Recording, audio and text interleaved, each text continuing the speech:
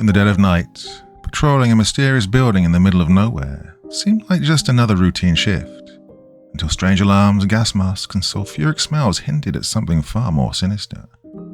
Join a soldier as he uncovers unsettling secrets at a remote base, raising the question, is his unit involved in illegal chemical weapon development?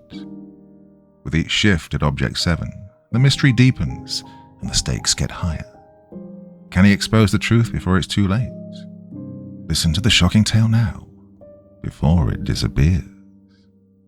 Objekt 7 by Maxwell 7670. It's time to sit back and relax with your favorite drink and listen.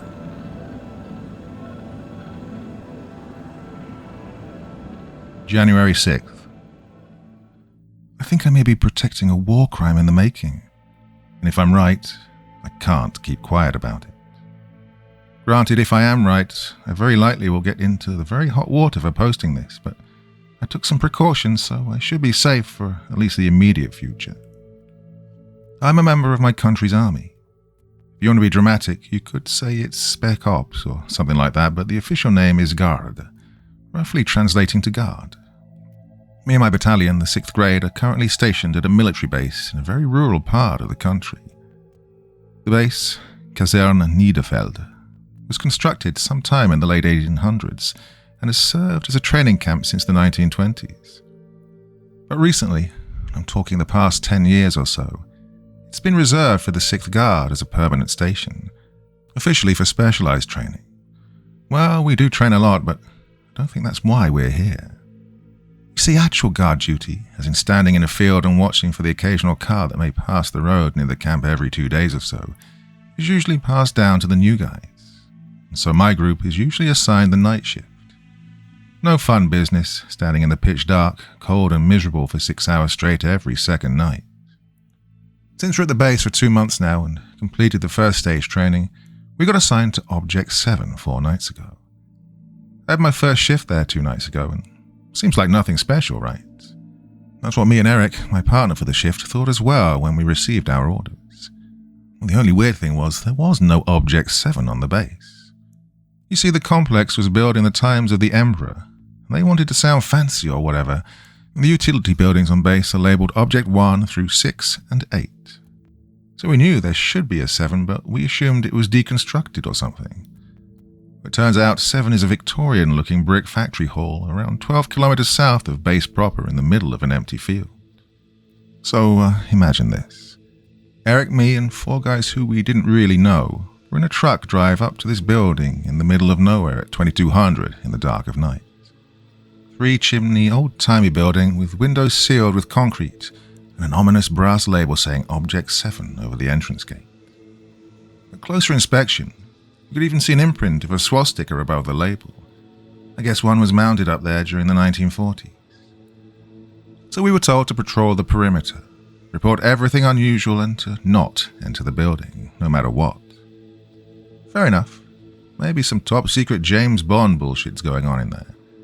So Eric and I started our rounds, passing the other 4 guys who were also patrolling in pairs every 10 minutes or so. Nothing special happened on our first night there. Just some chit-chat to pass the time. At 0400 in the morning, we were picked up by a truck which delivered our relief. We had a good night, or rather morning, rest after a job well done. The weird thing happened during tonight's shift. Like 2 days prior, Eric and I got the Objekt 7 night shift.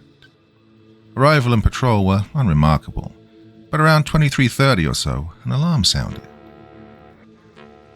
Warning, leakage, gas hazard. Well, we scrambled to put on our gas masks, got it done in maybe 15 seconds.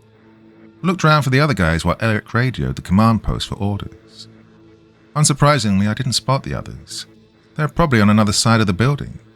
We were ordered to resume our patrol and to keep the masks on, so we did. That was until a few minutes later, when the chimneys started an unimaginable racket. You know the sound of a fire in a fireplace, the whooshing and cracking. Imagine that, but with the volume of a jet engine on your shoulder. While we were busy shitting our pants, one of the other teams radioed us to get down, so we hit the deck. Anticipating an explosion or something, we lay there for maybe a minute. Then the alarm sounded again, this time saying, "Ventilation complete. Resume operation." Eric and I looked at each other and discussed if we should get up and walk again. Well, we did eventually. Orders are orders, even when they come from a speaker on a creepy building, right? The rest of the night went smoothly, although we didn't take our masks off until the relief arrived, on time at 0400. One of the other guys, I think his name was Pascal, not sure though, told us to just forget about the chimneys. It tends to happen. A little bit concerning, considering it merits gas masks as standard equipment for the patrols. But what do I know? Once we got back to the barracks, we told the rest of our group. But since Objekt 7 was the talk of the new guys anyway, nobody believed our little ghost story. One of the guys on the shift after us, a nice fellow named Nicholas, told us the grass around the building was all grey and dead during his shift. We weren't sure if it was like that before, but if it wasn't, good thing we got our mask on as fast as we did. One thing that's really disconcerting is that the unit attached to the 6th Guard is called the Sonderkommando Alternative Bewaffnung, Special Group Alternative Weaponry. But we have never seen one of these guys. They're supposed to be on base with us, so we speculate that they're the ones in Objekt 7. And with a name like Alternative Weaponry, in my opinion, that sounds a lot like chemical weapon development. Well, I really hope I'm overreacting or misunderstanding. I can't just go up to one of the guys in charge and ask, "Hey, are we violating the Geneva Convention here, right?" Well, Eric and I are assigned to 7 again tonight. The day after tomorrow, and a supply delivery for the SAB is scheduled to arrive this evening. Depending on what'll happen, I'll update you guys on it. January 6th, evening. As scheduled, the SAB supplies arrived about 3 hours early. So 3 groups, meaning 30 men, were mobilized to unload and deliver the supplies to Objekt 7. 2 of the 3 groups were newbies, meaning Eric, Nicholas, and I were at it as well. So we rolled out as a convoy of 5 trucks and 4 Ulans.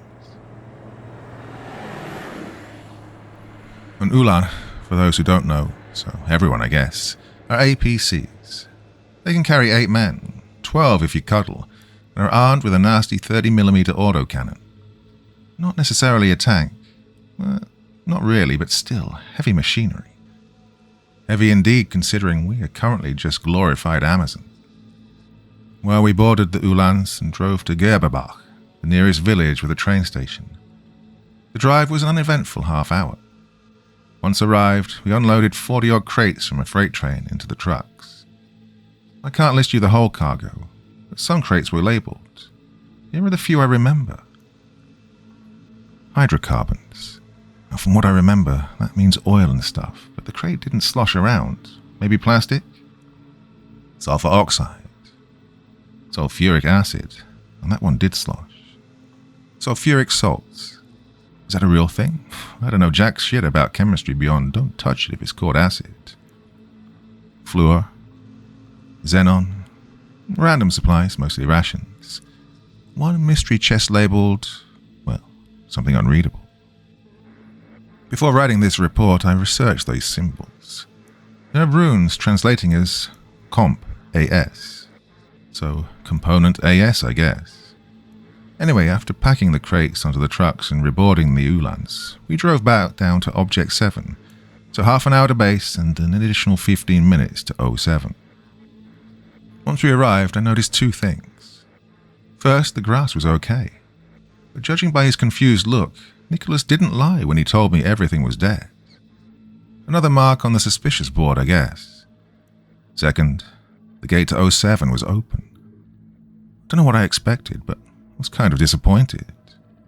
The hall was empty, but on the floor I could make out 4 platforms, elevators I guess, and a control panel by the entrance. As we left the Ulans and shook out the stiffness from riding the bumpy road to 07 in a practically springless vehicle, the trucks drove into the hall. Once inside, we were to unload the crates again, and so we did. We finished and drove home. Nothing more worth reporting here. But what I did notice was a strange smell in the hall, a mix of sulfur, fire, and metal. Forgive my melodrama, but it smelled like you would imagine hell to smell. So now I'm pretty sure the SAB does some kind of chemical processing. But weapons? Well, I hope not. If any of you can guess what these ingredients could be used for, tell me, please. If they just make new paint for our camo, I'd be overjoyed. As if it would be this harmless, though. Back at base, the barrack gossip had new fuel, so plenty of theorizing was happening. Still is, for that matter. Chemical weapons even came up in the discussion, but nobody took the notion seriously. Well, I need to head off. We have gunnery practice in a few minutes, and I wouldn't want to miss that even if I wouldn't get punished for going AWOL. I'll update once something report-worthy happens. January 7th. Holy shit, there was an explosion at 07. Happened around noon when I was on a training march. Fuck, Lieutenant, I need to fuck over my man Renner. Well, keep in mind, from 07 to base, it's 12 kilometers. We're the little forest between them, and we were 2 or 3 kilometers north of base, but we still saw the fireball. I can't say how high it was, but surely a 3-digit number. We heard the sound too, a deep rumble, lasting a full 2 seconds, just thunder. Base dispatched 2 trucks with medics and an emergency response team, fully armed for whatever reason, and they even sent 2 of the Uhlans. They were back shortly before we returned from our march, and delivered 6 injured, the patrol crews. Since they didn't bring any SAB men, I guess the explosion came through the chimneys and didn't damage the underground part of 07. Or they have their own separate medical station and quarantine themselves for security reasons. The damage didn't seem to be excessive since we didn't send any reinforcements or aid whatsoever. So, situation under control? Yay. Well, there was a little briefing on the explosion, held by Major Koppel, the big boss of Niederfeld. Well, at least the official boss of the official part. He's an older man, around 50. Looks like a fit version of Santa Claus. Gives off some nice grandfatherly vibe. Always nice and only treats his men like shit when he has to. Some of the guys even call him Gramps, and I don't think he would dislike that. As I said, nice guy. The briefing didn't tell us jack shit. It could be summarized with a, chimney going boom is a problem, but not yours, so don't ask about it. Well, in hindsight, that sounds very passive-aggressive. I think it's better summarized with, you have to need to worry about enough things as is. Let the pros take care of that one. Yeah, that sounds better. The bad news is, Nicholas was on 07 duty during the explosion, so he got hit. He's currently unconscious in the medbay. Heavy detonation trauma. I think that's the translation anyway.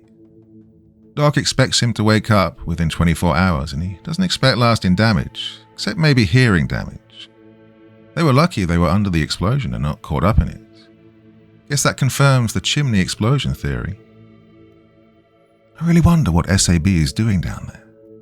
Maybe developing a new gun propellant, new explosives, new kinds of fuel. Well, it would explain the explosion, the secrecy and the chemicals, all that. And it would mean we abide by the Geneva Convention. God, I hope that's it. I really do. I just thought about the explosion some more.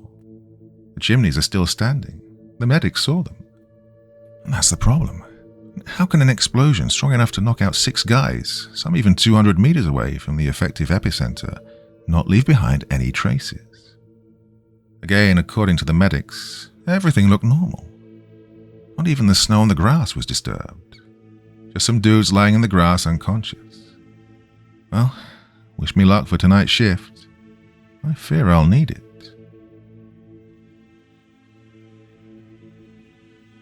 Part 2. January 8th. So today's 7 night was, well, interesting. Like the previous 2 times, Eric and I arrived at 2200, relieved the previous group and started our rounds. What I neglected to tell you in the first part, we aren't talking circles for 6 hours straight. Since we're 3 pairs and the building is relatively narrow and long, you only need 2 lookout positions to view just about everything. So usually 2 pairs are walking at any time in opposite directions, and 1 pair is at the gate and takes a break. Sitting on a bench with a little roof that's near the entrance, eating or drinking your ration, taking a piss, stuff like that.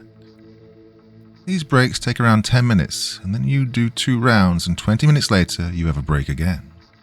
Fairly simple, not too bad, just cold as fuck, especially during the winter. So Eric and I were taking a break. Guess it was around 1 or 2 in the morning when a little door embedded into the gate opened and one of the SAB guys came out. It was my first time seeing one of them, ever. The guy was in uniform, boots, trousers and jacket just like us, but with a different patch. Well, his looked like a watchtower with wings in the background, while the patch of the 6th guard looks like 2 crossed swords with 3 bullets in the background. I know, both designs are cheesy, but I didn't design them and ours is pretty much the norm, while the SAB's was, well, odd. Watchtower is just an odd motif for an army patch, and wings, especially eagle-looking wings like the ones on the patch, are frowned upon since some certain fellow with a nice beard was around. Now, patch aside, he also wore a long coat. Not the kind of combat coat we were wearing, but a more laboratory-ish looking one. It wasn't white, but a bright grey instead of the usual garb green tones for regular uniforms. But the weirdest thing about the guy's loadout was the heavy-duty gas mask he had clipped onto his belt. Not the regular gas masks like ours, but one with an integrated headset, flashlight, and 2 quick-swap filters. I guess they have to wear those a lot of the time, considering he just carries around such a high-end mask like it's nothing special. Seeing a pistol on his hip wasn't surprising considering 07's high-security nature. But it was the 50 cal pistol, Grizzly I think it's called, not the standard Glock. That was, say it with me now, weird. So this guy just pops out of 07 in the middle of the night, greets us with a little nod, and takes out a smoke. Fair enough, in a bunker smoking is prohibited. Double so if they store ammo, and I guess triple so if they experiment on said ammo, and had an explosion earlier that day. Well, yesterday, I guess. So there he was, and I decided to seize the opportunity to learn at least something about 07. Well, being the conversational genius I am, I tried to start a conversation with, "Cold night, huh?" He just turned his head at me, nodded, and kept quiet. Well, I wouldn't give up this easily. Hey, everything okay after the accident today? And again, turn of the head, nod, and that was it. Being at the end of my wits, I looked at Eric, who asked if something like the explosion could happen again. And again, turn of the head, nod, acknowledging the possibility of our immediate demise and nothing else. Out of options, I tried a more direct approach. Well, what the hell are you doing down there anyway? He turned his head, seemingly wanting to answer my question with yet another nod, but surprisingly, after a short pause, he gave an answer. Probing ET, building a nuke, creating zombies, whatever you like. Listen here, if you ever learn something you are not supposed to learn, you'll get in trouble, big time. Maybe you will even end up in there. So don't ask questions you don't want an answer for. With that, he took a last drag on the cigarette, threw it against the wall, and went back inside. I think I heard him say, "Good night, fellas," on the way inside, but I may have imagined that. We sat there stunned until one patrol pair showed up and we had to do our rounds again. I don't think we said one word the entire remaining night. Back at base, our comrades, well, the ones who were awake at 0420, insert stupid weed joke here, asked us about the newest happenings at 07, a tradition that had developed over the last week and was emphasized by the maybe literal bombshell of gossip sparked by the explosion yesterday. Eric and I seemed to non-verbally agree to withhold our meeting with mysterious Mr. SAB, since our last 07 story was apparently just a ghost story anyway. Or you may call me salty for not telling them because they didn't believe me, but, well, maybe I am. So what if I am?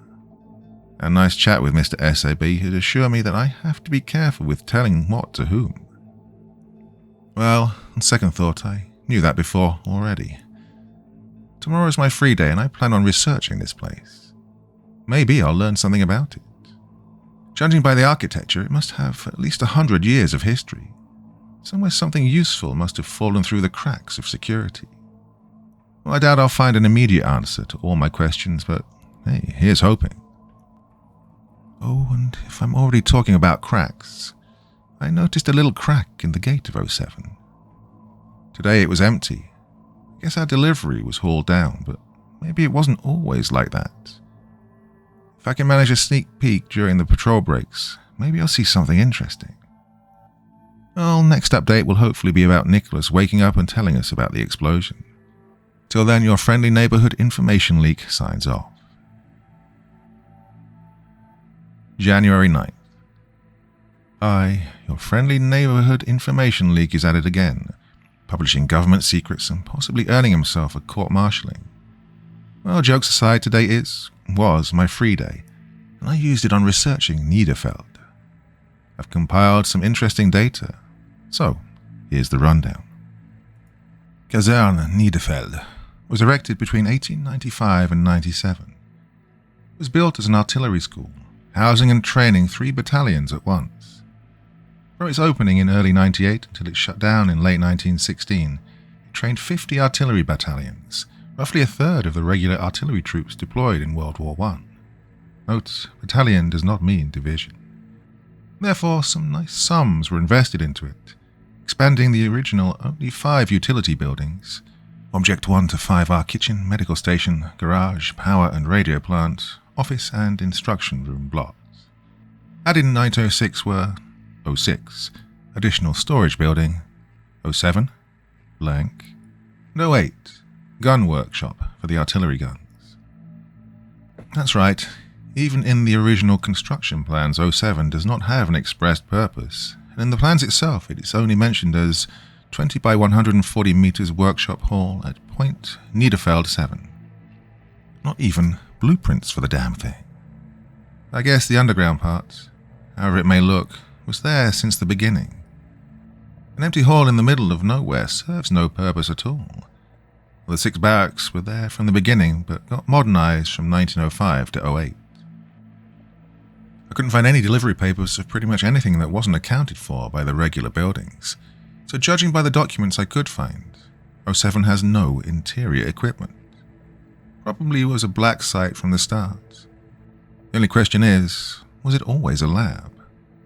Well, speculation doesn't take us anywhere. Fast forward through the latter half of World War I and then some. Niederfelde was unused until late 1939 when the Wehrmacht took possession of it. Renovation and retrofits were accomplished until February 1940. That's where the nice memento over 07's gate comes from. Now, officially, Niederfeld was used to train AA crews and later assisted in jet engine research, but, again, couldn't find anything definite regarding 07. I guess it could have been used for the jet stuff, but I don't think so. Just a gut feeling, though. Immediately after the war, Niederfeld was stripped by the Soviets, leaving nothing remotely valuable behind. Well, except they didn't touch 07. I doubt they didn't find it or couldn't enter 07 proper, whatever that may be, and private letters suggest they were ordered to turn a blind eye south. Niederfeld lay dormant a second time, until mid-1976 this time. The Bundesheer brought it up to tech and opened it in 1980, this time as a general-purpose training facility. Over the years, it housed AA, artillery, infantry, tanks, APCs, mechanized infantry, pretty much anything we have, until it was permanently assigned to the 6th Guard. Or rather, we were assigned to Niederfeld. Despite its opening in 1980, the volume of supplies delivered indicates 07 going back a line as early as the winter of 1977. And as par for the course, no documents, orders, or anything suggesting the purpose of 07. In fact, the first delivery, openly labelled as Supply Object 7, was only processed in 1991. The first delivery coming only 6 days after the collapse of the USSR may be a coincidence, but my gut tells me no. Sadly, I can't grasp the connection, though. Maybe some security concerns, but that only works if you squint at it really hard. That's the history of the Niederfeld, at least the official part. Unofficially, there's a lot more to the complex. During its construction, a whopping 21 workers vanished. Another 11 were killed, under very dubious circumstances, I may add. In its artillery school days, it stood out due to its high accident rate. Nothing lethal. The only 2 casualties were from a faulty shell, but a lot of shells were lost on the training grounds, and I mean a lot of shells. Estimates on the supply documents range from 2 to 3,500 shells of various type and caliber. In the World War II timeframe, Niederfeld was bombed a total of 0 times, highly uncharacteristic for its obviously military nature and complete lack of camouflage. It also wasn't taken by force in the end. The Russians sieged it for a few days, and after the promised help for the Germans didn't come, they just went home. And the Russians let them, even giving them coats and rations. They even let them keep their weapons. Again, they were following orders from very high up, possibly even from Papa Stalin himself.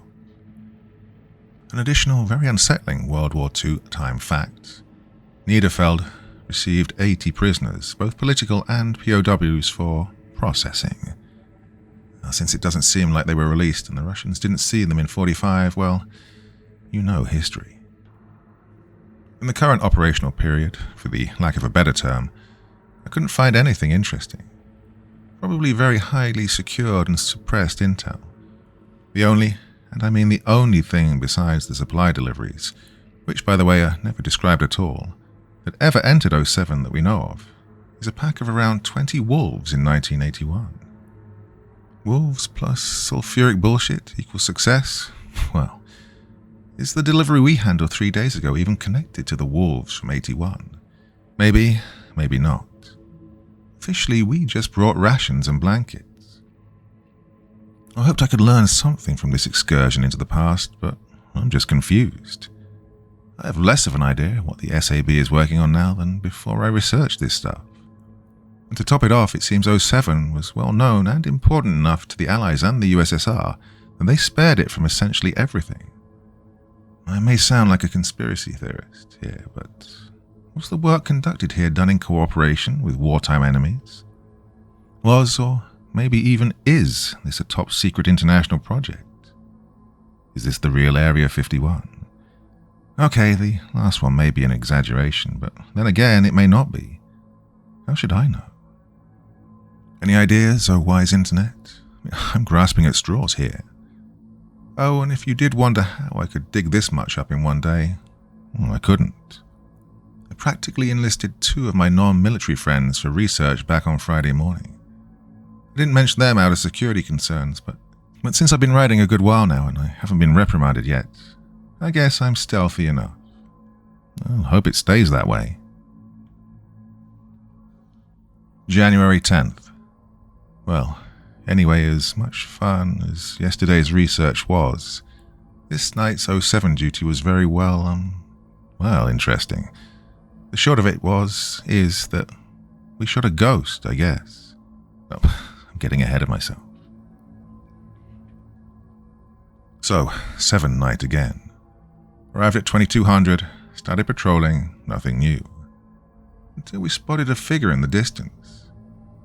I don't know if it was Eric or me who pointed it out first. It doesn't matter anyway. What we saw was only a vaguely human shape around 300 meters into the dark. To be honest, I originally thought it was a scarecrow or something. We are in the middle of a field after all. So we radioed the figure in and were advised to monitor it. If it was to approach us, we were authorized for lethal fire. So we unslung our rifles from our backs and got into this weird half-aiming stance, where you're not really pointing your gun at your target, but you still aim down the length of the rifle's top. I don't think you know what I mean, but I can't describe it better. Anyway, we looked at the figure and presumably it looked at us. One of the other teams, I guess they were on break when we radioed, stopped by us. I see it. A movement? Not as of now. With that short exchange, we welcomed our comrades and continued our staring contest. Maybe a minute later, one of the older guys said, "All right, let's get to work, chaps." And with that, we shouted at it to piss off and fired a warning shot. A bit extreme, but he'd been assigned here longer, so he must know. After another minute of no reaction from the mystery man, he shot the figure. He just up and shot the guy. And this time he hit. We could even see him topple over. Looking at him dumbstruck, he answered, "Well, we warned him." With that, the matter of casually murdering someone was settled, and the four of us advanced to where the body should be. Saw him out and find the asshat. Hopefully it was just a civilian. What the fuck could be worse than shooting your own people for just standing in a field that they probably even own? So here we were, four dudes, searching a blank snowy field with just our flashlights. The lights on 07 didn't reach that far. Even after looking for what felt like 5 years, we still hadn't found the body. One of the guys radioed what I presumed to be some SAB control station. "Perimeter patrol to 07. I think we got a shadow here. Requesting verification. Copy?" 07, we copy. "Shadow, you say? 1 second, we'll send someone." With that, we waited another 2 minutes until our mysterious Mr. SAB himself joined us, with his probably signature cigarette in his mouth. We greeted him with a nod and he answered equally. After a short look around, he asked, "Shadow, huh? You sure?" "Well, sure as you can be with the damn things." Another short nod and he drew something looking like a Geiger counter. After a little round around the rough area we were occupying, he said all was clear and we were to resume our rounds. And with that he was off, back into the building again. The last four guys also made our way back, with one of the older guys telling us to have our break now. They'd take over. Well, sitting on a bench in the cold night beats wandering around in the cold night. Eric and I used our break to discuss this shadow thingy, and if we should tell our barrack mates. We settled on no, since we were now entering actual ghost story territory. If they didn't believe us before, they sure as hell ain't gonna believe us now. But still, what was that thing? Well, I think we can rule out Civ. The most logical answer would be espionage, something like that. Probably, but that doesn't match up with the SAB guy's behavior. What kind of spy leaves radiation trails? Ukrainian? Dead silence for maybe 3 seconds, then raucous laughter. Oh, fuck, man, you're gonna go to hell for that one. If that's what gets me, the man up above does not have his priorities straight, like at all. Laughter is the best medicine after all, especially for post-paranormal bullshit PTSD. Given the little actual knowledge we had at the time, we stopped discussing the shadow. And why freak ourselves out even further, with still more than half of our shift left ahead of us? The rest of the shift was uneventful at least, yet tense. However, the way back to base was doubly interesting to make up for it. Although Pascal wasn't with us during the shadow fun stuff, he was patrolling like expected. He still gave us a little rundown of the hairy parts of the job. If we see a figure, we knew what to do now. If the chimneys make any sound at all, hit the deck and wait until an all clear sounds. If you hear a gas alarm, masks on, lightly for the rest of the shift. There's an all clear for that, but that doesn't happen nearly as often as the actual alarm. These three are the common weird shit things that can happen. Rare but still somewhat regular events include a little earthquake, nothing spectacular, we just have to stay clear of the chimneys, in the unlikely case that they topple over. Strange grinding or dragging sounds from the building itself. Well, that doesn't mean anything for us. The SAB guys are just moving stuff around in the hall. The worst case scenario, as of yet, is an orangish smoke rising from the chimneys. Well, that's only happened once, and they had to evacuate 4 villages which were in wind direction from 07. But nothing actually happened. Well, since none of us knows what the SAB is doing, and most don't bother to ask to begin with, Pascal warned us that there are probably a lot more things that can go wrong. And if that happens, abide by the alarms. Take them literally. When in doubt, radio 07.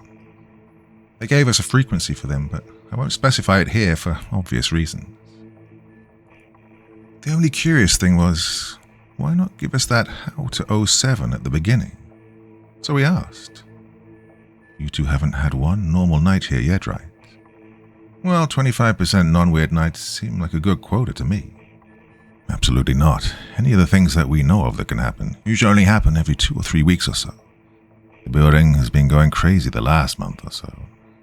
Unlucky for you, but what can you do? With that friendly piece of advice, we arrived back home and the other guys hit the beds pretty much immediately. I, however, couldn't sleep until I typed this out. I'll try and get some rest now and post this tomorrow. Maybe I'll think of something else till then. Well, good night.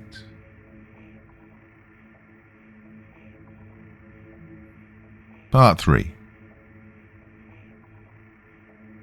January 11th. After yesterday's possible demon infestation, we returned to 07 today, this time in daylight. And by we, I mean a whole of 6 groups in trucks, loaded to the brink with light construction tools, wood, and scaffolding materials. So, we're joining Bob the Builder today. Well, we can do it. Forgive my terrible joke, I'm still a little shaken from yesterday. We arrived around 1100. This time we even got a personal welcome from Mr. SAB himself, and another guy in the same uniform. They held 1 clipboard each, which I assume held the plans for today's work, and immediately went to the offices. With our superiors being busy talking to the SAB guys, we didn't have anything to do and just sat around. But we weren't bored for long. A column of trucks, a cement mixer, and 2 crane trucks rolled up maybe a quarter of an hour later. With their arrival, the officers ended their chat and had us stand to attention. We were divided into groups and given tasks to essentially construct fortifications around 07. Usually that's a job for combat engineers. 3rd Pioneer Division isn't stationed that far from Niederfeld, but I guess they don't want to involve anyone they can avoid. Working in carousel shifts, which involved about everybody on base, we finished work at 1830. The result of our hard work? A ring of concrete pillars, 1 every meter around 07, leaving an 8-meter gap at the gate. Barbed wire put up between the pillars.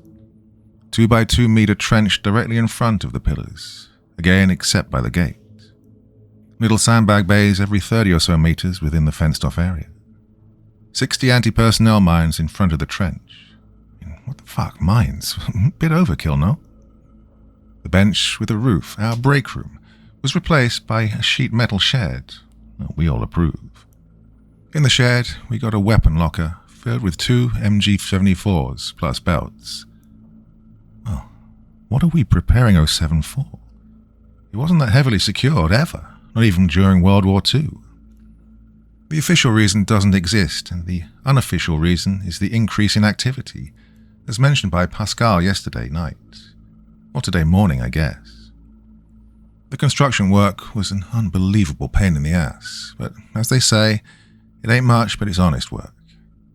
The cool thing about it was, because of all our trucks being busy at the construction site, the base couldn't, or more likely didn't want to, deliver our lunch, so we had to head home to eat. Again, the trucks were occupied and the way is too long to walk, so we used the Ulans as taxis. We only have 4 of them though, so we had to cram everybody and their grandma into them, and some of the lucky, maybe stupid ones were allowed to Mad Max themselves onto the sides of the Ulans. I was one of those. Let me tell you, that's one scary ride. Halfway hanging over the side of an 8-wheeler going at a good 35 kilometers an hour on a road that's essentially cross-country. But it was cool as fuck. Naturally, that violated just about every rule concerning APCs. But Gramps told us, if you think you can do it. Just don't be stupid. Asking us not to be stupid. Who do you think we are? Anyway, no one went belly up, so everything worked out. Thankfully. I just now really realized how stupid and dangerous that was. Whew. Well, since we can't have anything nice out here, there was also bad news today. The 6 explosion victims should have woken up by now. Instead of being awake and happy, their blood oxygen levels are falling. Not by significant amounts. It won't be lethal for another 15 hours. But the docs have no idea why it's happening. Therefore, our 6 sleeping beauties were evacuated during the time we were building our fortress. I don't know which hospital they're at now, but it's very likely better than our sickbay. Objekt 2 is a dark and damp building after all. Definitively not the best possible environment for any kind of recovery. but the dark and damp part applies to pretty much any building in Niederfeld. It's freaking cold this time of year too. I always thought the complex was modernized since its construction. In fact, I know of at least 3 big renovations, and shouldn't it be livable by now? How bad was it here in the beginning? Oh, what good times we're living in. Anyway, bye for now. Tomorrow I'm on 7 night again. That'll be funny with all the new architecture there. January 12th. Hello. I'm back from another 7 night. No shadows tonight, but some other weird shit happened.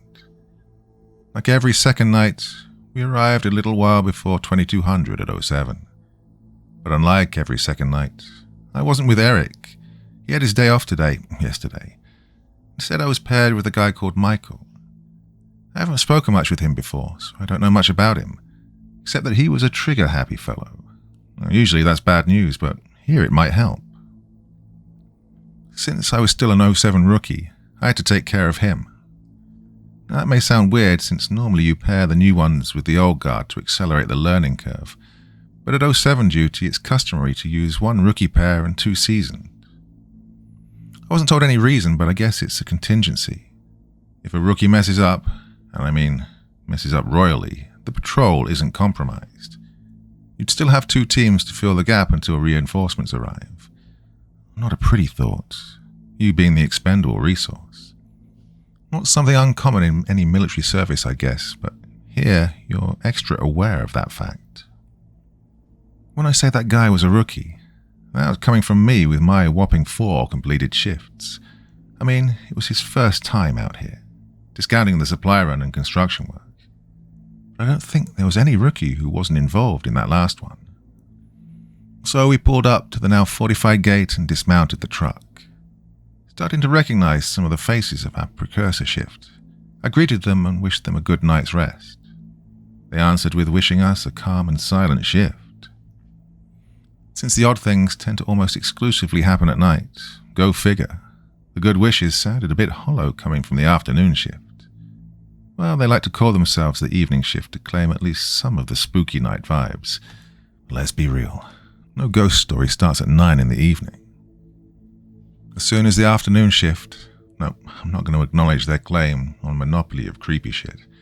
As soon as it piled into the truck and headed off, we 3 teams decided on who had the first break using the best suited method for any tactical disputes, a game of rock, paper, scissors. And for a change, I won. So the other 2 pairs headed off, 1 on each side of the building, and Michael and I got into the shack. I was pleasantly surprised to see a coffee machine installed there. There was also a note taped to the wall beside it to please pay around 30 cents per coffee dispensed to keep the thing stocked. The shack and all its interior fell under 07's direct jurisdiction, and the cheap bastards weren't even willing to pay for coffee. It's a miracle we were allowed to use their electrical sockets, but I guess we need those for the lighting anyway. So, like the good comrades we are, we deposited our share in a little sheet metal box beside the machine and got coffee. After sitting down and taking my first sip, including the mandatory, "Oh fuck, that's hot," for instant coffee, Michael turned to me and asked what this here was all about. Well, we make our rounds around that building and play watchdog. If the eggheads tell us to, we may have to bite. That doesn't explain anything. No? I think it explains every guard duty ever. Oh yeah, but I meant the ghost stories. Oh, don't play dumb, please. I need to know what I'm up against. Okay, first off, you're not up against anything. If any, we are. And for what we might be up against, I have no clue. I only know the building likes to make noise and we may need to shoot shadows again. Shadows? What? I'll tell you when you need to know. You wouldn't believe me otherwise. With that, our break was over already and we headed out. And let me tell you, even if it was only my 5th shift, I'd already gotten accustomed to the empty, flat, dark landscape. Having all these pillars and sandbag dugouts around really didn't feel right. Doubly so because it looked like we were expecting a wave charge straight out of ye olde times. But fair enough, our first 2 rounds were eventless. Not our 3rd, though. A gas alarm sounded. Like back in my 2nd night. Warning, leakage, gas hazard. I put on my mask and so did Michael. I worked fast and methodically, but he was fueled by panic. Now, don't get me wrong, he put it on right and all, but he was finished by the time I got the frame under my helmet. He was all restless and looked around like he was expecting to be jumped by something, but seeing my calm demeanor, he slowed down a little and made a questioning, I replied with a brief explanation of my second night's adventure, and also warned him about the chimney's upcoming fury. Considering the explosion not even a week ago, he was considerably scared. I told him not to worry, that the dracket is only a strong ventilation. I wasn't sure about that myself. I'm still not. But I like the thought. Not to die in some minute's time. And as advertised, the whooshing and cracking started up around 6.5 minutes later. This time I timed it on my phone. We hit the deck maybe a second before we were told to by one of the older ones. This time I also know why we should. Although the actual shockwave of the noise dissipated around 20 meters over our heads, he still got, not showered but sprayed with gravel and sand from around us. Nothing dangerous, but better safe than sorry. And as expected, after about a minute, ventilation complete, resume operation. And so we did. What was new was an all clear sounding about another 5 minutes later. Perimeter sensors 0, air clear, resume operation. We double-checked with one of the other teams, again, better safe than sorry, and took our masks off. I'm glad we did, otherwise we couldn't make use of our new guard, the great Coffeeossus. Well, when I said we double-checked, with only one, the second remained silent, and didn't show up to take their break, and didn't answer our calls after that. Patrol to 07. We lost one team, do you copy? 07, copy. Reinforcements inbound. Wait for relief, then search the vicinity. Consider it a combat patrol. 07 out. Combat patrol? Well, ready our rifles we did. Took about 3/4 of an hour for relief to arrive. Good time if you ask me. After prematurely ending our shift, we 4 and 6 other guys arriving, in addition to the new patrol crews, went out into the night. We didn't tell you already, 10 men are a group, meaning we got an MLG with us this time. Since it's standard procedure, it just made us feel safer, not worried about having to use it. And we didn't, much to our relief. We found as many clues as to the whereabouts of the 2 missing men as we fired bullets. 0. Granted, we only searched for a little less than 3 hours, but it was still worrying. At 0400, we were called back to 07 to head home.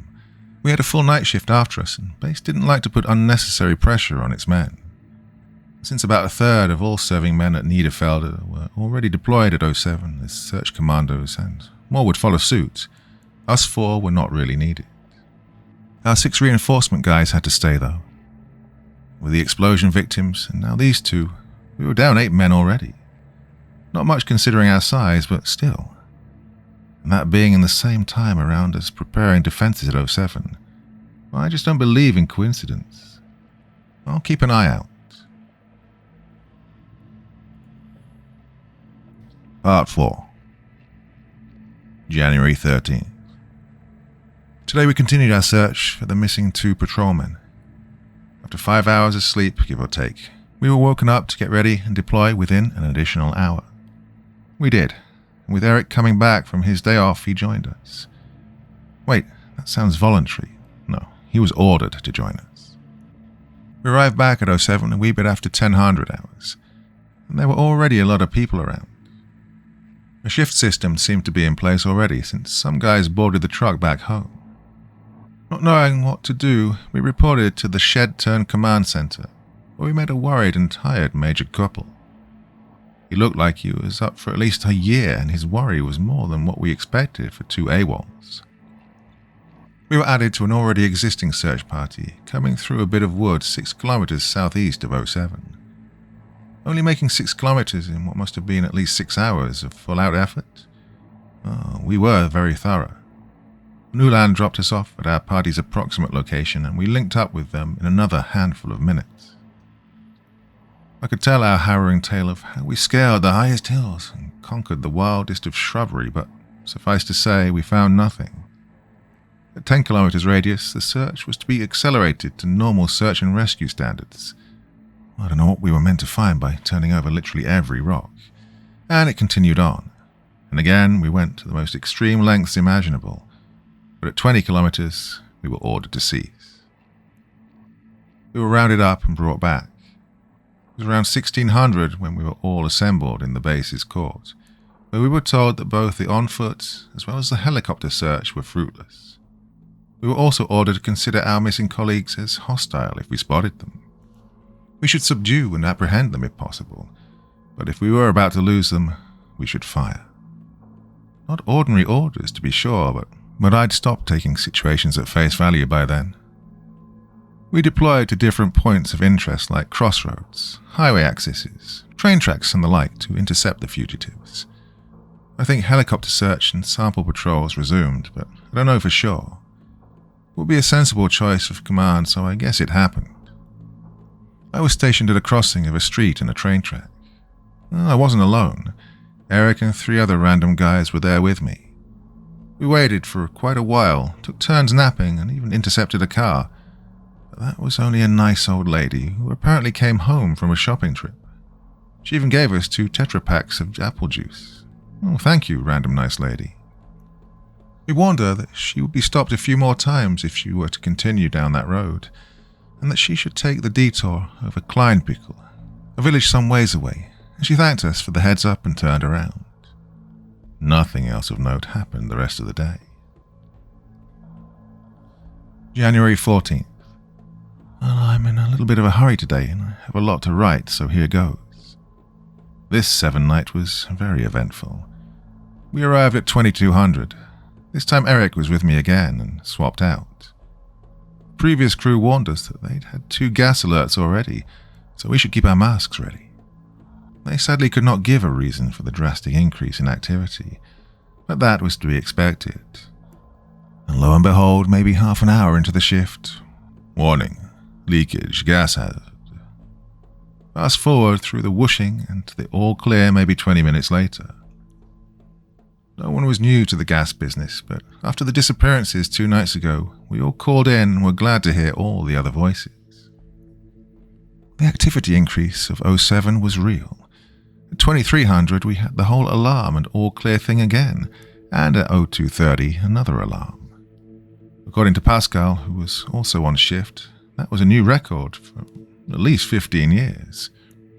He doesn't know of guys who knew of guys that far back, but still, a record is a record. The 3rd alarm wasn't normal, though. Normal by 07 standards, that is. After laying down to wait out the whoosh, another alarm sounded. Containment breach, assemble at the gate and ready for defense. Well, worried, we got up and ran to the entrance. Maybe halfway through it, the whoosh hit. Can't say if it was the strongest one yet. But Eric and I fell and we both got blasted with gravel. Nothing critical, but still not pleasant either. We were the last to arrive, with the other 2 teams standing in the already open gate, with nothing but MGs deployed and pointing in. We wordlessly fell into line beside them and trained our rifles at the elevator platforms. We didn't have to wait long. Another announcement sounded, this one seemingly not pre-recorded, since it was a new voice and it sounded agitated. We'll flush it out the maintenance hatches of the chimneys. Should be up by you guys in 20 seconds. Good luck. With that, small hatches opened in the chimneys. They're about 1 meter squared and were located at hip height. We adjusted the MGs and our rifles' aim and waited. The seconds noticeably stretched. Each of us wore a watch on our left wrists, intended for gas hazards, but as I glanced down at them waiting, I swear they counted minutes, not seconds. What could come out of the hatches? Since we would have to fire at it would have to be a life form and a hostile one at that. Did Mr. SAB even bullshit when he talked about aliens and zombies when we met him? Well, I acutely remembered reading about the pack of wolves that were brought here sometime in the past. What happened to them? And those were just the things I'd heard of. Didn't the SAB guy threaten us by claiming we might come here? Was it a human? formerly or still. At the sound of rustling and what may be wheezing from the hatches, my conscious thoughts stopped. There was no me. There was only us and it. And then it burst out. It's hard to describe this thing. It was six-legged and about the size of a small adult. Its head was perfectly round and it didn't have any facial features, just a grey sponge-like surface. It also had two tails about as long as its entire body, giving it a look of an enormous spider the first moment we saw it. Most people would probably freeze up at the sight of this, me included, but the knowledge and faith in our weapons caused us to let all hell loose on it instead. And it took it like a champ. It made about 30 meters under the fire of 2 MG-74s and 4 AUGs. We only had maybe 15 meters to spare, but down he went, and we gave him some more. The belts of the MGs were empty at the time we put the second mags into our rifles, but we held fire while the MGs reloaded. Once finished, we parceled out a bit, forming a quarter circle around the carcass. Its original skin color and texture seemed to be a grey, smooth blank skin, except for the face. After maybe a minute of stirring the body down to make sure it was dead, we radioed in. 07, patrol here. 1 target down, do you copy? Copy. 1 down. Stay alert for further movement of the target. No additional hostiles. Stand by for support. Keep the masks on. We waited for another minute until 6 SAB guys with their masks on and pistols drawn came up one of the elevators. They advanced to the body and checked for vital signs. One of them also checked for radiation, like back at the Shadow incident. After confirming the effectiveness of our weapons, one of them set down a backpack we didn't realize he had on before and pulled out some kind of little barrel. It was dark brown and could hold 15, maybe 20 liters. He emptied it on and around the body while everyone else stepped back. He then threw a lit match on it. It ignited, but it wasn't gasoline. It burned green, and we could feel the heat with a nearly unbearable intensity even 15 meters away. Before it completely burned down, 2 Ulans pulled up and unloaded 2 whole groups who quickly secured the gate and perimeter. The SABs forbid them from entering the hall and inspecting the heap of burning flesh further. One of the SABs stepped forward. He was the infamous Mr. SAB himself and beckoned us 6 further into the building to chat without the others outside listening in. We followed him in and he held a short speech. Well, the long and short of it was, you're going to have to sign an NDA. One of the kind where you can be happy if you get a lifelong sentence if you break them. No way around it. You have 2 choices for your future. Resume your service as normal and be under close observation for the rest of your life. If you're suspected of having broken the NDA, your life will end, figuratively or literally.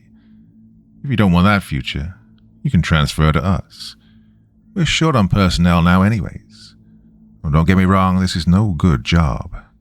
You won't see much of the world out there, and you'll probably die before 60. Not to speak of having a family. But you will do your country the biggest service you ever could. I was the only one to accept his offer. The others were understandably put off by their grim future at SAB. But I need to know what this is all about. What happened to the 2 missing guys? What happened to Nicholas? The other 5 guys were ordered back to base for quarantine, but I'm sure it was confinement to not let them spill anything in the shock of the moment. I was given orders to collect my stuff and report back for service at 0800. We were quickly hushed into the Ulans after that and wordlessly drove back to base. Eric stared wordlessly at me the whole time, a questioning look in his eyes. Back at base, I had around 3 hours to pack my stuff and take a break before, for the first time, truly arriving at 07. Packing didn't take long, and I decided to use the rest of my time to write this down. Sure, I'll have enough news to fill an entire week worth of reports in the first hour I arrive, but I doubt I can upload it. I have no idea when I'll be able to write again, if I'll be able to write again. In a little more than an hour, I'll be on my way down those elevators, maybe to never return. Maybe to crawl up the chimneys and get filled with bullets by my comrades. Let's not hope for that. Even though you just listened to what I had to say, even though you very likely do not believe a word I say, I thank you for listening to my story, for knowing my fate, may it turn out for the good or the bad. I thank you. A lonely, frightened new SAB recruit, Niederfelder, Barak 3. Over and out.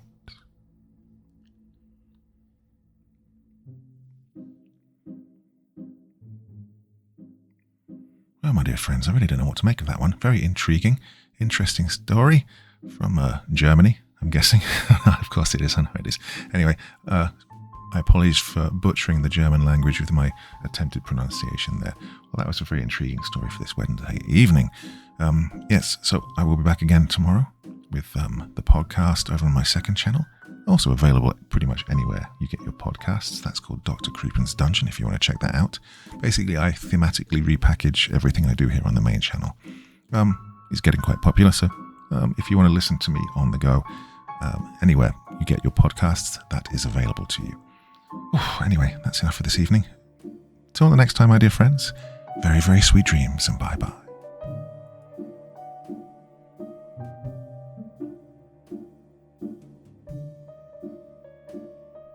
Thank you so much for taking the time to listen to this story today. It really means a lot to me and to the author of the story, of course. Well, if you want to know more about me, I'm pretty much everywhere on social media. You can find me on Facebook, Twitter, Instagram. You can download my music on SoundCloud. I've got a Patreon if you feel like. Throw me $1 or $2. Very much appreciated. And of course, on Reddit, I have a place where you can leave stories if you want me to read one that you've written. Well, hoping to see you all again very soon. Till then, sweet dreams. Bye-bye.